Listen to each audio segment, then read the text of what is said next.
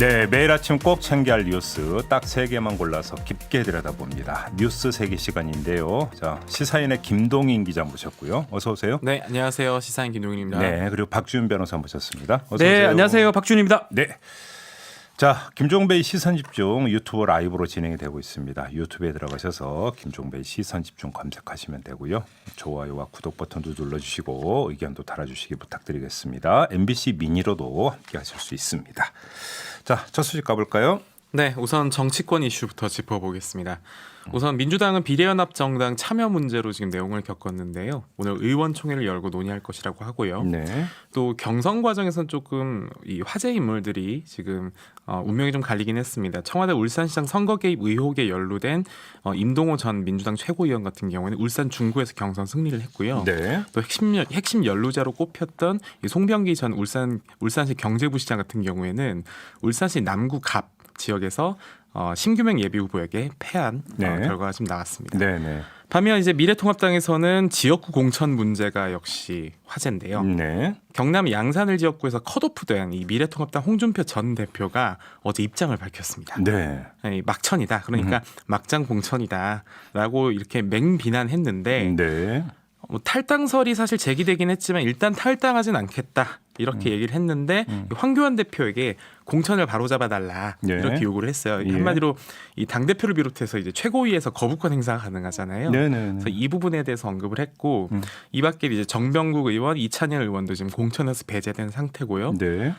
마찬가지로 공천 배제됐던 김태호 전 경남지사는 무소속 출마를 선언한 상태입니다. 그러니까 이제 홍준표 전 대표 얘기를 좀 해야 될 것 같은데 이제 막천, 그러니까 막 가는 공천 네. 이런 표현도 썼고 또 공작 공천이라는 표현을 썼더라고요. 그러면서 이제 비하인드 스토리라고 하는 걸 이제 그 폭로를 했는데 간략히 정리를 해드리면. 그러니까 나동현 전 그 양산시장이 자신에게 지속적으로 양산에서 출마해달라고 요청을 했고, 그래서 갔는데 이제 나중에 공관위 쪽에서 이제 추가 공모를 받지 않습니까? 양산을 예. 경선을 해야 된다고. 그래서 모 측과 김영호 공관위원장 쪽에서 나동현 전 시장에게 출마를 계속 종용을 했고, 네. 그다음에 응모 전날에는 서울에서 2명이 내려와서 나동현 전 시장에게 또 종용을 한 일이 있다 이렇게 폭로를 했고요.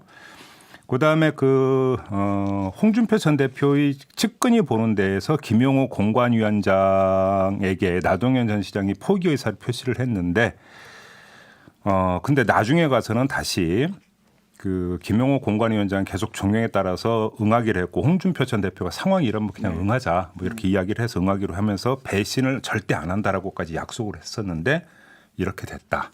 이게 이제 홍준표 전 대표의 주장이거든요. 주장이죠. 예. 설명 주장이죠. 예, 일단 일방적인 주장이기 때문에 나동현 전 양산시장의 입장은 무엇인지 지금 전화로 잠깐 연결해서 궁금합니다. 예, 이야기를 좀 들어보도록 하겠습니다. 자, 시장님 나와 계시죠? 예. 네, 안녕하세요. 안녕하십니까. 저 나동현입니다. 네, 어제 홍준표 전 대표가 그러니까 주장했던 내용을 지금 제가 간략하게 정리를 해드렸는데요. 진실이 예. 어떤 겁니까? 내가 방송을 처음부터 듣지를 안 해가지고. 예. 어제 홍준표 전 대표가 기자회견을 통해서 예. 전 시장님과 관련한 이야기를 쭉 이제 그 이른바 폭로한 게 있지 않습니까? 그러니까 일단 그럼 하나하나 좀 여쭤볼게요. 시장님께서 홍준표 전 대표 양산 출마를 계속 요청을 해왔다라고 주장을 했는데 맞습니까? 아닙니다. 그거는 홍준표 전 대표께서 하시는 말씀이고요. 그래요? 12월에서 1월 초 정도로 기억이 됩니다만은. 네네네. 그 당시에 장령하고 밀양 쪽에서 나가는 부분에 대해서 굉장히 괴로워 한 적이 있었습니다. 네네. 우리가 당에서도 험지로 서울로 출마를 하라 하는 얘기를 하고 있을 때인데. 네. 그래, 그때 통화를 하면서 제가 덕담 형태죠. 참 얼마나 수고하십니까라고. 네. 그래 하면서 양산은 검토를 안 해보셨느냐. 하는 식에서 내 지역이 양산이니까. 네. 그 정도의 인사치레로 하는 뭐 그런 거 있지 않습니까? 그러니까 지나가는 인사치레 그냥 한 번이었는데, 근데 홍준표 전 대표는 그럼 어제 지속적으로 시장님이 요청을 해왔다고 주장을 하던데 이건 아니에요 그러면? 아니, 일방적인 얘기죠. 그래요? 알겠습니다. 예, 그럼 그렇지 않습니다. 그리고 그래도 그런 어른이 어떻게 보면 제가 오라고 해서 오시고 또 가라고 해서 가시고 그런 어떤 분이 아니지 않습니까? 아, 예, 예. 예. 두 번째 그 주장이 어떤 거냐면 이제 시장님께서 이제 추가 공모에 응모를 하시지 않았습니까? 근데 예. 이 응모 과정에 대해서 홍준표 전 대표는 뭐라고 주장을 했냐면 예. 모 씨 측 이름을 밝히지 않았습니다. 모 씨 측 그다음에 김용호 공관위원장이 예. 그 시장님에게 출마를 계속 종용을 했고 그다음에 응모 전날에는 서울에서 2명이 내려와서 시장님에게 종용을 했다 이렇게 지금 또 주장을 했는데요. 예. 아닙니다. 그거는 이틀 전에 서울서 이제 왔다는 분들은 네. 그런 형태가 아니고 기자들이 내려와서 인터뷰 이제 하는 형태에서의 그런 얘기였고. 아, 기자들이었어요, 2명이? 예. 아니 네. 기자 출신으로 있는 분이 이제 돌아가는 이제 이런 상황들이 예. 우리 지역에도 우리 지역 정가에도 이제 공공연하게 이야기가 계속 흘러고 있었던 것이 우리 홍준표 전 대표는 이번에 컷아웃이다 하는 이런 얘기가 계속 돌았습니다. 아, 지역에서? 예. 그래서 돌고 하니까 그 부분에 대한 어떤 대안으로 넣어야 되지 않느냐 이제 하는 그런 얘기가 있었는데 계속 저는 이제 처음서부터 시장 재선거를 이제 하겠노라고 해가 이래 했기 때문에 안 넣었죠. 공천 신청을 하지를 않았는데 예.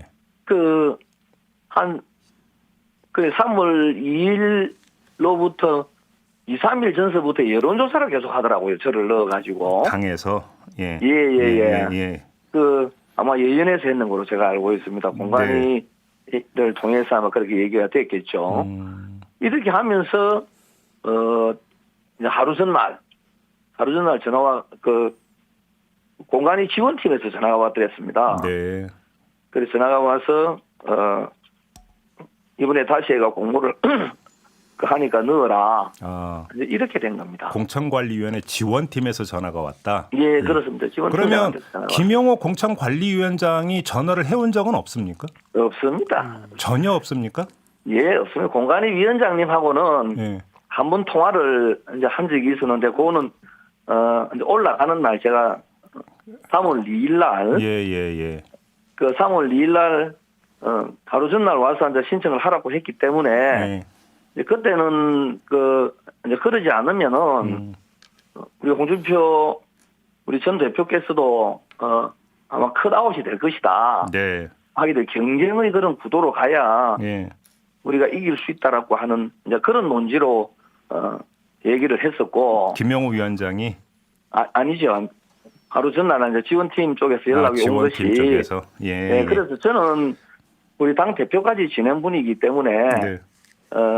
우리 공간에 컷오프 되는 것은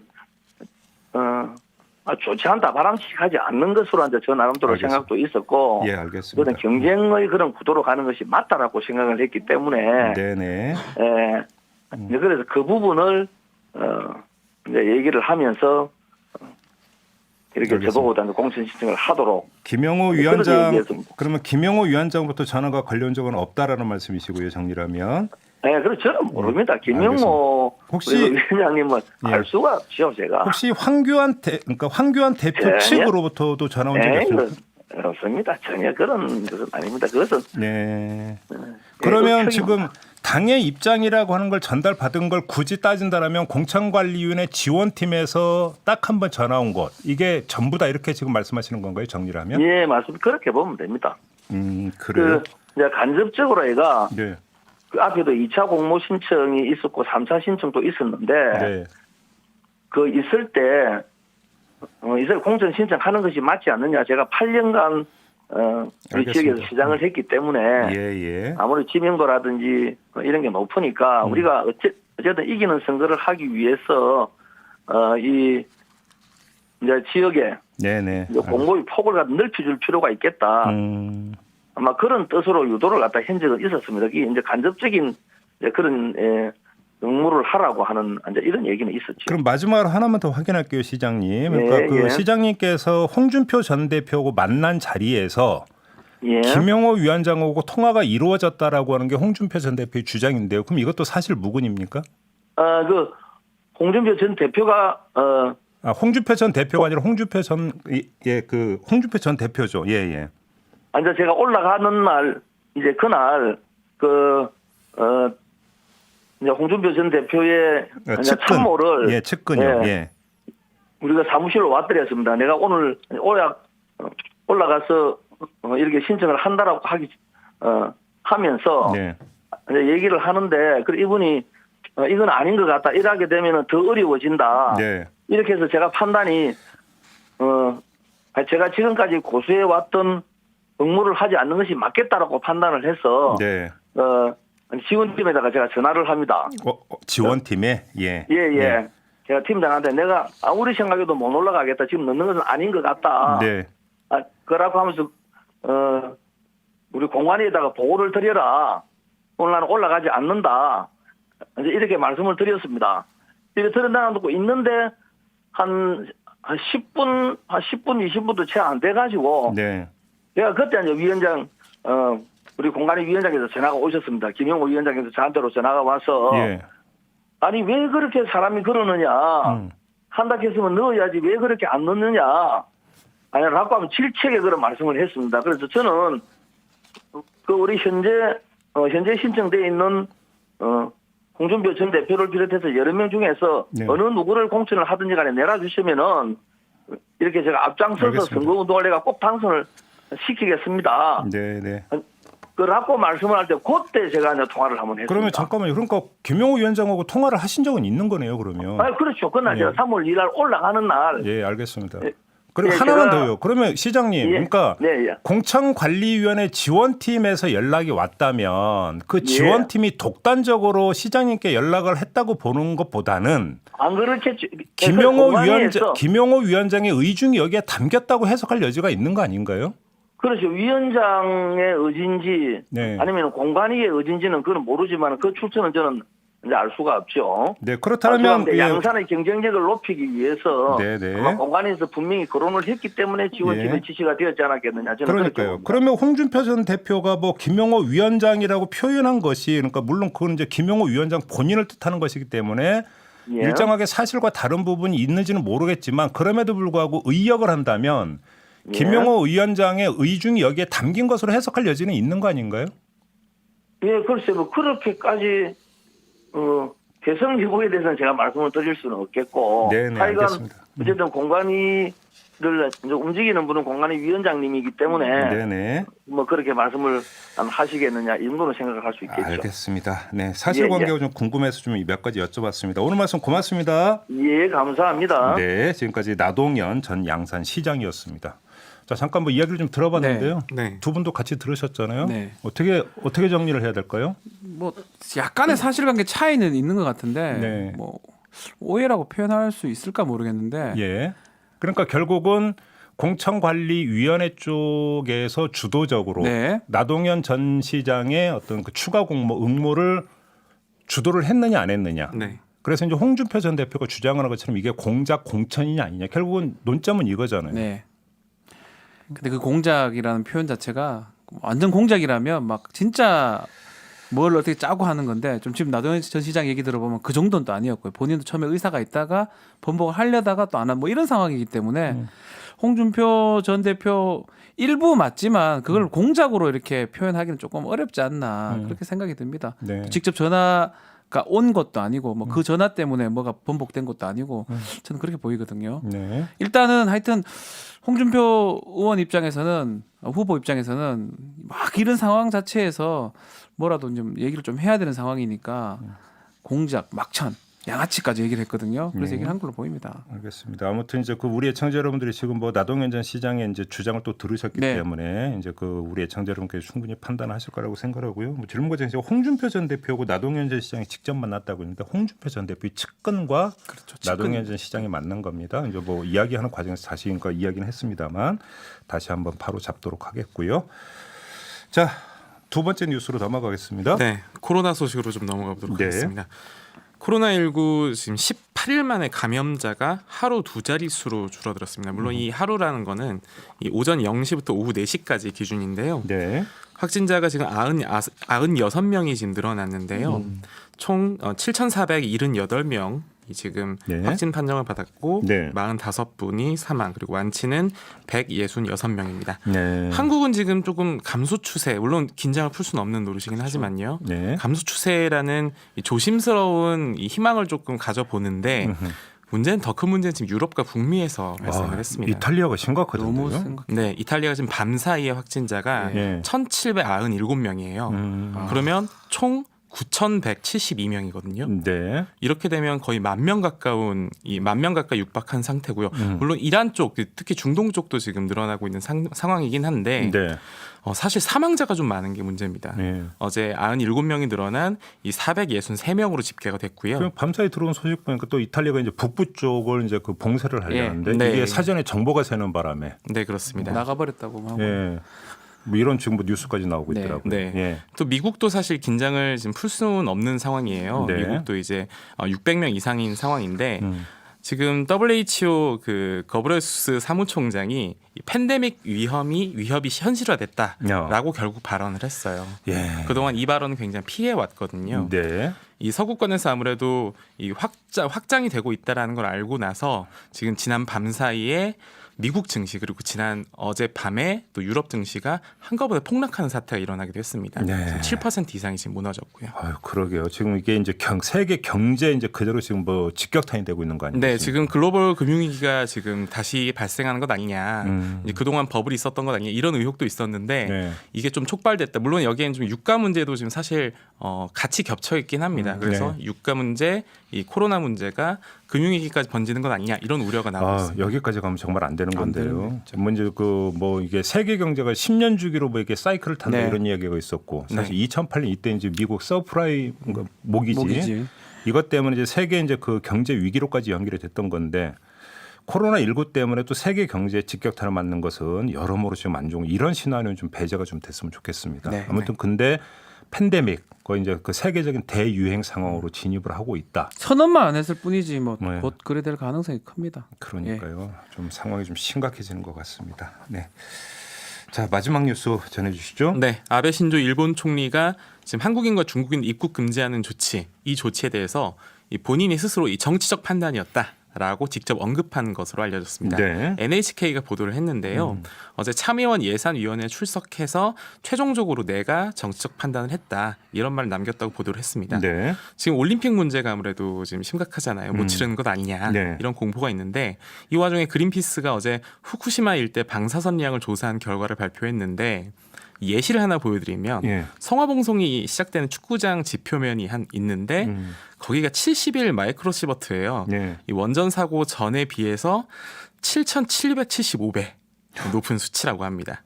그래서 지금 사실 정치적 액션이라 어쨌든 아베 총리는 자인한 상황이긴 한데 이게 지금 어떻게 풀릴 것인가 그리고 이대로 지금 올림픽 열릴 수 있느냐 이 문제도 지금 화두에 오르고 있는 상황이죠. 엄청난 정치적 위기 같아요. 아베도 지금 이래저래. 그러니까요. 만약에 올림픽 개최에 지장이 생기면 네. 바로 실각이다. 저는 바로 실각이라고 봅니다. 뭐 이게 뭐 일본 안에서도 나오고 뭐 미국의 뉴욕 타임스인가요? 예. 거기는 뭐 정치 미꾸라지 아베를 두고 이렇게 표현을 하면서 실각 가능성 아예 이제 대놓고 썼더라고요. 그거 피하기 위해서 이렇게 난리를 크루즈도 마치 하선 막은 거 네. 지금 또 우리나라한테 입국 제한 막 조치 내리는 거 예. 모든 게 그런 어떤 관계성이 있는 건데 지금 상황상 그게 해결이 될지는 또 아니 그러니까 이거저는 빠는 거저는 자신한테 날아오는 어떤 그 화살을 지금 예. 다른 데로 돌리겠다. 그래갖고 지금 우리 끌어들인 거 이렇게 봐야 되는 거 맞습니다. 아닌가요? 자기 정치적 어떤 안 좋은 것들을 돌리는 차원으로 봐야 되거든요. 이거 본인도 예. 자인도 했는 거니까 예. 실제로는 판단을 그렇게 하는 건 사실은 맞지 않죠. 이거는 방역의 문제이기도 한데 예. 이걸 갖고 자기 정치적 유불리를 따져서 판단했다. 그러니까 이제 문제가 여기서 이제 됩니다. 우리 정부가 원칙적으로 대응을 하되 그다음에 또 아베한테 빌미를 줄 정도로까지 과잉으로 가면 안 되고 딱 거기에 맞춰 갖고 네. 냉정하게 대응하고 상호주의에 입각해서 네. 이렇게 하면 딱 맞을 것 같아요. 저희는 딱 그렇게 하고 있었거든요. 저희 정부 같은 경우는 네. 앞으로도 계속 그렇게 하면 중국도 마찬가지고요. 네, 네. 일본도 마찬가지고요. 네, 알겠습니다. 과잉 대응할 필요는 없다 생각이 듭니다. 그리고 우리 그 김동인 기자 방사선량을 네, 제가 좀 잘못 읽었습니다. 예. 이게 1775배인데 제가 7775배라고 잘못 발음했네요. 이건 뭐 그래도 명예훼손 아닙니다. 이거는 엄청 높은 건 네. 맞죠? 진짜 네, 그렇습니다. 엄청 높다 그냥 하지. 그 괜히 그 정확하게 말을 해가지고. 알겠습니다. 자, 이렇게 뉴스 세계 마무리하고요. 네. 자, 뉴스 세계 마무리하는 대로 일본 현지 연결해서 한국인 입국 제한 조치 한번 일본 우리 총영사관 이야기를 좀 바로 들어보도록 하겠습니다. 두 분과는 여기서 인사 나누죠. 고맙습니다. 감사합니다. 네, 고맙습니다. 이슈의 핵심을 꿰뚫는 예리한 시선, 믿고 듣는 진품 시사 김종배 시선 집중.